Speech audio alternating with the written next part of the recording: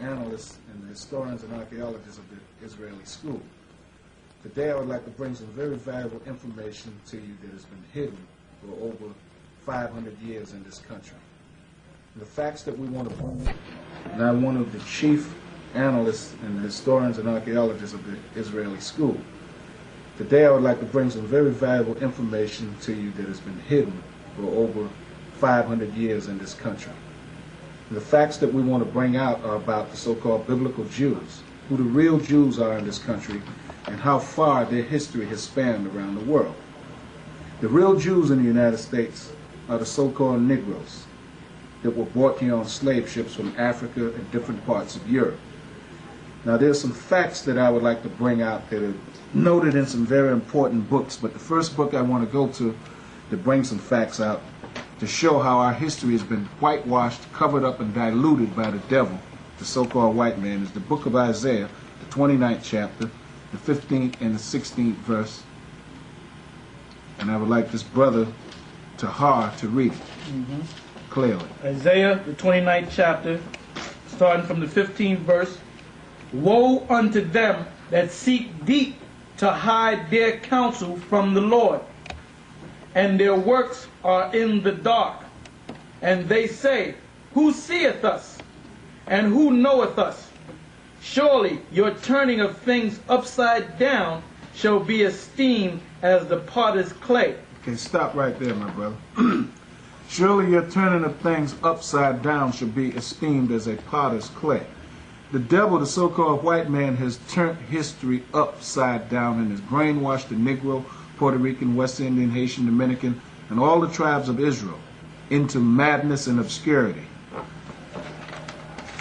The dogmatism of the Holy Scriptures has been marked by prophetic events that have taken place in the Bible from the days of Adam up until this present George Bush administration.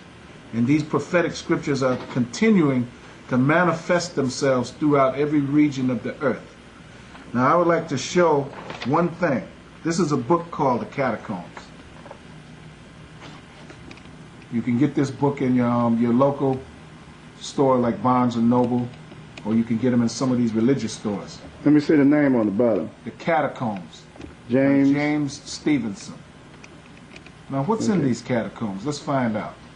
The catacombs were burial places that the Christians, which were Jews, dug 600 miles underground in Rome to escape Roman persecution. Is that supposed to be black people on the cover? These are black people on the front of this cover. It has somewhat been diluted and whitewashed to a certain degree.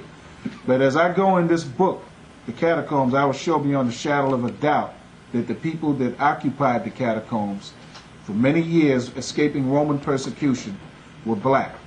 When I turn to page 163 rather, they show a photograph of Christians, a mural wall painting of Christians, black men, Jews, having a meeting in the catacomb, reading scrolls. There it is, crystal clear. Crystal clear. You can see that they black.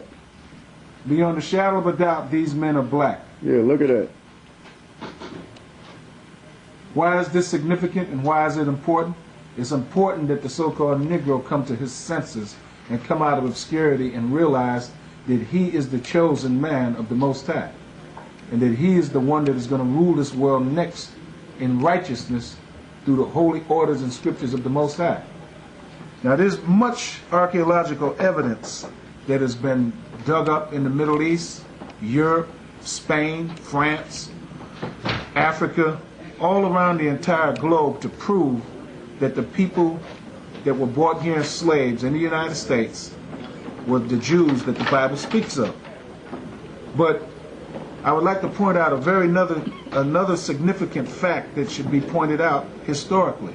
When the Roman Empire fell in 193, they never teach you this in school, that the Roman Empire fell because it fell to the hands of black men.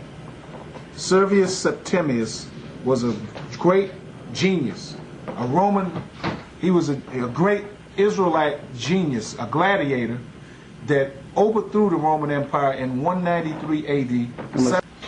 Stronghold. as I stated, Servius Septimius, in the year 193 AD, overthrew the Roman Empire with the help of other great black gladiators that were former stars, superstars that fought in the Roman arena, that fought animals and fought other gladiators. And they came to the realization that if they could defeat lions and tigers with their hands, they certainly could defeat a white man. So this is how Rome fell. In 193 AD, Servius Septimius, a black gladiator, a Jew, overthrew the Roman Empire and set up a stronghold in Rome. As time transpired, there were many dynasties throughout Rome and throughout all parts of Europe. And in the year 307 AD, another great black gladiator named Constantine, who was the son of Constantius, set up what is called the Eastern Roman Holy Empire. This is a book called The Icon. Within this book, they show icons, which are paintings that were left by the Israelites that controlled Europe for over 1,000 years during the Dark Ages in medieval times.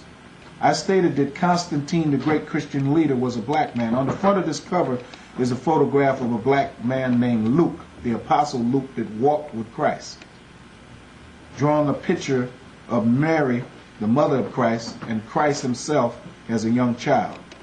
Now in this book called The Icon on page 407, it clearly shows a clear image of Constantine, the great Christian leader, and his mother, Saint Helen, as being black people.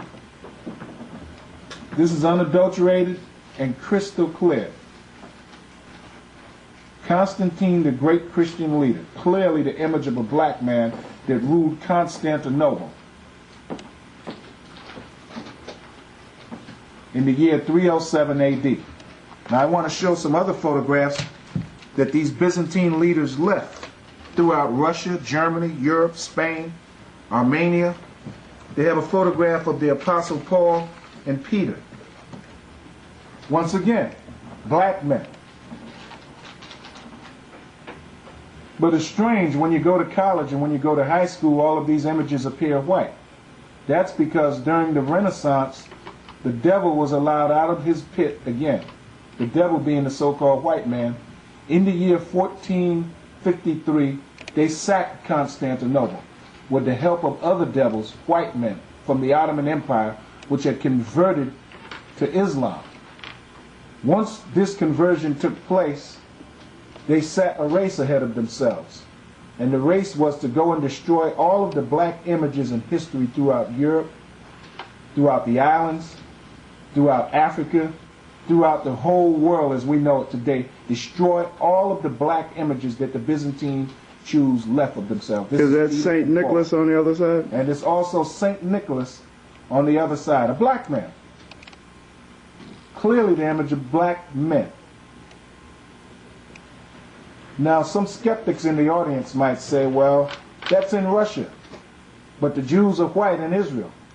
Wrong again.